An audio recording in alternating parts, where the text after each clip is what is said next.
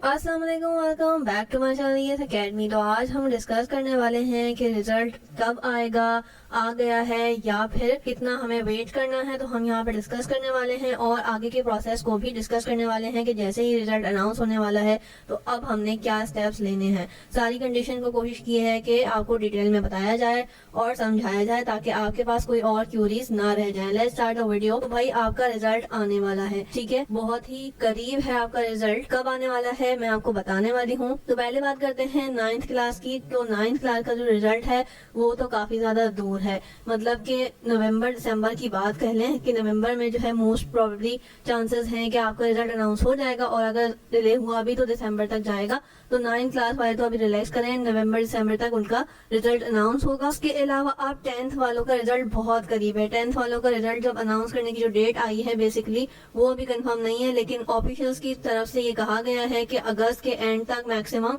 हमारे पास रिजल्ट जो है वो आ जाएंगे, अनाउंस हो जाएंगे। और अगर किसी भी वजह से डिले वगैरह आया तो मैक्सिमम सितंबर के फर्स्ट वीक तक जाएंगे। अदरवाइज मोस्ट चांसेस यही हैं कि हमारे पास अगस्त के एंड तक रिजल्ट जो है वो अगस्त के लास्ट वीक तक अनाउंस हो जाएगा सारी ही फील्ड्स के हिसाब से, चाहे जनरल साइंस हो या फिर बायो वाले हो, कंप्यूटर वाले हो, सबके ही मतलब ग्रुप्स के अनाउंस हो जाएंगे। तो 10th वाले तैयारी कर लें, जस्ट उनके पास 10 to 15 डेज हैं और इसी के अंदर अंदर उनका रिजल्ट अनाउंस होने वाला है। अब बात करते हैं कि रिजल्ट जो है अनाउंस होने के बाद क्या प्रोसेस होगा। सारी कंडीशंस मैंने कोशिश की है कि आपको यहाँ पे बता दूं इसी वीडियो में, तो वीडियो को स्किप मत करिएगा ताकि आपको आने वाला प्रोसेस समझ आए। अब हम बात करते हैं, आपका रिजल्ट अनाउंस हो गया और आपके पास अब क्या करना है। आफ्टर रिजल्ट्स आपने डेफिनेटली एडमिशंस का ही प्रोसेस करना है। कैसे करना है, अभी भी एडमिशंस के बारे में मैंने आपको बताया था कि स्केप फॉर्म और एडमिशन फॉर्म में क्या फर्क है। जिन बच्चों ने मेरी वो वाली वीडियोस नहीं देखी तो काइंडली पहले वो वीडियो देखें ताकि आपका कॉन्सेप्ट क्लियर हो कि स्केप फॉर्म में, एडमिशन फॉर्म में और क्लेम फॉर्म में क्या डिफरेंस है, ठीक है। उसी के बाद आपका प्रोसेस आगे बढ़ता है।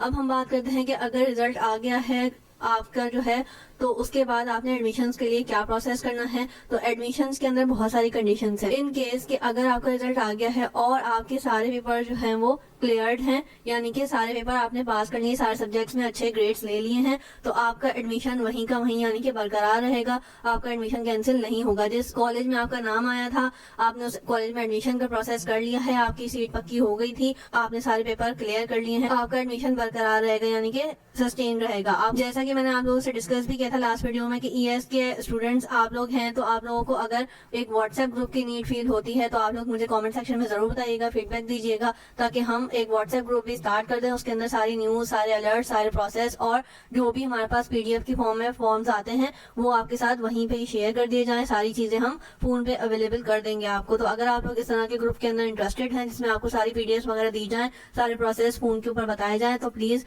कॉमेंट डाउन ताकि हमें जो है वो अच्छा फीडबैक मिलेगा तो हम जरूर इस पे काम करेंगे। ईएस की वेबसाइट जो है वो आपकी आसानी के लिए बना दी गई है। अब हम बात करते हैं कि अगर आपका रिजल्ट आया है और आप किसी एक सब्जेक्ट में भी फेल हो गए हैं, ठीक है, अब आपने क्या प्रोसेस करना है। तो उसके बाद जब आप किसी भी एक सब्जेक्ट के अंदर अगर फेल हो गए हैं तो आपने, आपका जो एडमिशन है बेसिकली वो कैंसिल हो जाएगा, ठीक है। अब आपने उसके बाद क्या करना है। तो इफ यू गॉट फेल्ड तो सबसे पहली बात आपने दिमाग में क्या बैठानी है कि you have to pass all the subject. उसी के बाद आपको एडमिशन मिलेगा, चाहे वो सब्जेक्ट 9th का हो या सब्जेक्ट वो 10th का हो, ठीक है। किसी भी क्लास का सब्जेक्ट होगा, आपकी मार्कशीट में सारे पेपर पास जब तक नहीं लिखे हुए होंगे आपको एडमिशन कॉलेज के अंदर नहीं मिलेगा। स्पेशली गवर्नमेंट कॉलेजेस के अंदर तो ये रूल काफी ज्यादा स्ट्रिक्ट है। गवर्नमेंट कॉलेज की ही वैल्यू की जाती है, प्राइवेट कॉलेज की इतनी ज्यादा वैल्यू नहीं की जाती। तो आपने ये बात अपने दिमाग में बैठानी है कि आपको सारे सब्जेक्ट अच्छे नंबर से पास करने हैं। सेकंड बात, अगर हम बात करें कि अगर आप फेल हो गए तो अब प्रोसेस क्या है, ठीक है। अब प्रोसेस ये है कि आपको जो है वो सप्ली देनी पड़ती है, ठीक है। सप्ली जो है वो बेसिकली एक और रीअटेम्प्ट एग्जाम होता है, ठीक है। जो भी सब्जेक्ट आपने फेल हुए हैं आप उसके अंदर तो आपने उस सब्जेक्ट की सप्ली देनी होती है यानी कि रीअटेम्प्ट करना होता है, ठीक है। अब सप्ली का प्रोसेस क्या होता है। तो सप्ली के एग्जाम्स होते हैं आफ्टर अगर अनाउंस हुआ है, फॉर एग्जांपल अगस्त के एंड तक रिजल्ट अनाउंस हो गया है, मतलब एक दो सब्जेक्ट में जो भी है वो आप मतलब फेल हो गए हैं, ठीक है। तो उसके बाद आपने क्या करना है कि आपने वेट करना है और विद इन 2-3 मंथ्स के अंदर वो अनाउंस कर देते हैं सप्ली के फॉर्म्स। तो आपने 2-3 मंथ्स के अंदर अपनी वो जो सब्जेक्ट आपका फेल हुए हैं आप, तो आपने उसकी तैयारी करनी है और विद इन 2-3 मंथ्स जो है वो आपके पास एक फॉर्म के लिए नोटिफिकेशन आ जाएगा। आपने सर्च करते रहना है और जैसे ही मुझे भी फॉर्म का पता लगेगा तो मैं आपके साथ शेयर कर दूंगी। तो आपने उस फॉर्म को फिलअप करना होता है और आपने उसके लिए रीअटेम्प्ट के लिए प्रोसेस करना होता है, तैयारी करनी होती है, और 2 महीने बाद 3 महीने बाद उसका एग्जाम होता है, तो आपने उसको दोबारा से देना होता है। तो आपने वो एग्जाम दोबारा से देना होगा। उसके बाद हमारे पास ये रीअटेम्प्ट की जो बात आ गई वो मैंने आपको डिस्कस कर दी कि आपने वो एग्जाम दोबारा से देना होगा जिस सब्जेक्ट में आप स्पेसिफिकली फेल हुए हैं। आपको सारे एग्जाम, अगर सारे सब्जेक्ट पास हैं और ये फेल हुए हैं तो 1 देना है, 2 में फेल हुए हैं तो 2 देना है, चाहे वो 9th का हो या 10th का हो, ठीक है। तो अब हमारे पास यहाँ पे बात आ गई इफ यू फेल सप्ली। तो अगर आपने सेकंड टाइम यानी कि सप्ली दी है, फर्स्ट टाइम आपने एनुअल एग्जाम दिए थे, आप उसमें फेल हुए, देन आपने सप्ली ट्राई की, तो सप्ली में भी अगर कुछ बच्चे जो है वो फेल हो जाते हैं, किसी बच्चे का मैथ्स का पेपर रुक जाता है, किसी बच्चे का कोई और सब्जेक्ट होता है, तो अगर आप इसके अंदर दोबारा से फेल हो गए हैं तो अब क्या प्रोसेस है। तो अब आपका एक एनुअल एग्जाम होता है और एक सप्ली होता है। एनुअल में अगर आप फेल हो गए हैं तो आप सप्ली देंगे, और अगर आप इनकेस खुदा ना खास्ता सप्ली में भी फेल हो गए हैं तो आपने क्या करना होगा कि आपने उसको रीअटेम्प्ट करना होगा, यानी कि सप्ली को भी दोबारा से देना होगा। आपके एनुअल एग्जाम होंगे उसके अंदर भी आपको जो है वो सारे पेपर क्लियर करने होते हैं, सप्ली में भी आपको सारे पेपर क्लियर करने होंगे, और अगर नहीं होगा तो दोबारा से आपको एग्जाम देना होगा, ठीक है, रीअटेम्प्ट करनी होगी। इसके अलावा अगर आप सप्ली के अंदर पास हो गए हैं तो आपको जो है वो दोबारा से एडमिशन के लिए अप्लाई करना होगा, गेट एडमिशन अगेन, यानी कि आपको दोबारा से वो प्रोसेस दोबारा से दोहराना होगा।